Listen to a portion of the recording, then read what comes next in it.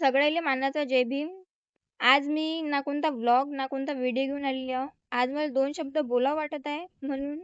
तर सध्या आपल्या भारतातली जी सध्याची परिस्थिती आहे, तुम्हाला समजलंच अशीन की मला कोणत्या टॉपिकवर बोलायचं आहे आज. आजचा टॉपिक आहे तुम्हाला समजलंच अशीन. तर गेल्या कितीतरी दिवसापासून आपल्या भारतात दिल्लीमध्ये प्रोटेस्ट चालू आहे. गेल्या 20 दिवसापासून सोनम वांगचुक सर हे उपाशी राहून भूक हडताल करत आहेत. त्याच प्रकारे आपल्या भारताचे युवक, विद्यार्थी हे स्वतःच्या हक्कासाठी रस्त्यावर उतरलेले आहेत. आणि दिल्लीतच नाही तर भारतातल्या प्रत्येक राज्यामध्ये हा प्रोटेस्ट चालू आहे. आणि दुसरीकडे आता तुम्ही, मी सगळेजण आपण सोशल मीडियावर ॲक्टिव्ह असतो. Instagram, YouTube, Facebook जे काही असेल, त्याच्यावर आपण बघत आहोत की या विद्यार्थ्यांवर पोलीस लोक, हे RSSचे लोक कशाप्रकारे अन्याय अत्याचार करत आहेत, कशाप्रकारे त्यांना मारत आहेत. ते बिचारे विद्यार्थी तर फक्त त्यांच्या हक्कासाठी लढत आहेत ना. मग त्यांना एवढी मारहाण कशासाठी? ज्या प्रकारे हे पोलीस लोक त्या विद्यार्थ्यांना मारत आहेत, जर त्याच प्रकारे त्या पोलिसांनी जर त्या रेपिस्टला मारलं असतं तर आपल्या भारत देशामध्ये एवढे रेप झाले नसते. आपल्या भारताची गोष्ट वेगळी असती. आपला भारत देश आज कुठच्या कुठं निघून गेला असता. तर असा विषय आहे.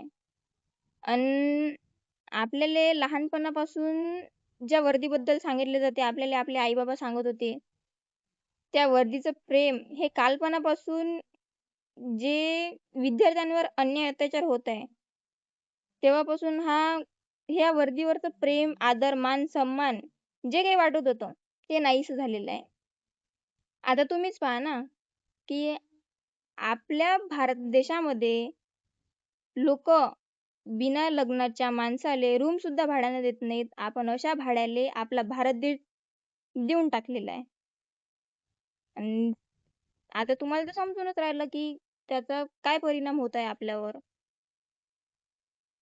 दारू तर फक्त घर बरबाद करते, पण चहानं आपला पूर्ण भारत देश बरबाद करून टाकलेला आहे. आणि आता तसं मी बोलायला नाही पाहिजे, पण जाऊ द्या बोलून टाकतो, की आता सगळे पोरं-पोरी, मित्र, लोक समजा भांडण करत असतात, की हा सेलिब्रिटी असा, तो सेलिब्रिटी तसा, यानं हे केलं, त्यानं ते केलं. सेलिब्रिटी जाऊ द्या, क्रिकेटर्स लोक. मी RCBचा सपोर्टर आहो, मी MIचा सपोर्टर आहो. नाही रे, मी CSKचा सपोर्टर आहो. असे भांडण होत असतात. तर म्हणायचं तात्पर्य असं आहे, की आता जो प्रोटेस्ट चालू आहे, जेव्हा तुम्ही स्वतःच्या हक्कासाठी मागणी घालता, तेव्हा आता हे सपोर्टर ज्यांना तुम्ही सपोर्ट करत होते, आता हे क्रिकेटर लोक, आता हे सेलिब्रिटीज लोक, आता हे कुठे गेले? आता बोला ना म्हणा. ज्या भारत देशामध्ये गाडी चालवासाठी लायसन्स मागितले जाते, त्याच भारत देशामध्ये देश चालवासाठी त्या नेत्यासाठी कोणती एक्झाम, कोणता पेपर काऊन नाही ठेवला जात? आजचा व्हिडिओ बनवण्यामागचा तात्पर्य एवढाच होता, की दिल्लीमध्ये जे प्रोटेस्ट चालू आहे आणि आता तुम्ही, मी सगळेजण आहोत घरी. मी जरी फिजिकली घरी असली तरी मेंटली मी त्या प्रोटेस्टमध्ये जावं. तर माझं म्हणणं एवढंच होतं, की आपण तिथे जाऊन तर त्याला सपोर्ट करू नाही शकत. म्हणून आपण घरी बसूनच त्यांना सपोर्ट करावं, अशी माझी इच्छा आहे. हा व्हिडिओ जास्तीत जास्त शेअर करा. बस एवढंच बोलू इच्छिते. धन्यवाद. जय हिंद, जय भीम.